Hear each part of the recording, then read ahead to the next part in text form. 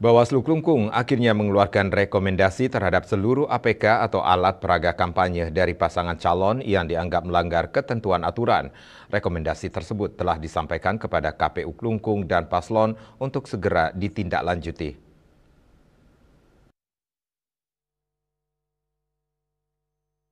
Bawaslu memberikan waktu 7 hari sejak rekomendasi itu dikirimkan ke KPU Klungkung.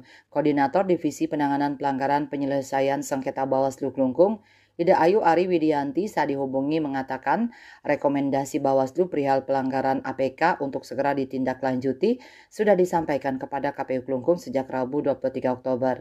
Rekomendasi itu, kata Widianti, memuat pelanggaran APK dari seluruh paslon di seluruh kecamatan. Rekomendasi Bawaslu juga disampaikan kepada masing-masing paslon. Dia menambahkan jika dalam 7 hari itu seluruh APK yang dianggap melanggar tidak diturunkan diserahkan kepada pihak KPU Klungkung untuk menindaklanjuti persoalan itu.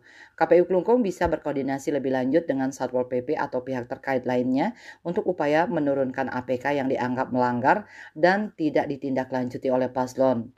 Seluruh APK yang dianggap melanggar totalnya cukup banyak, tersebar di seluruh kecamatan.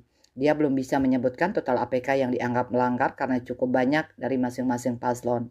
Paslon mana yang lebih banyak melanggar juga enggan disebutkan.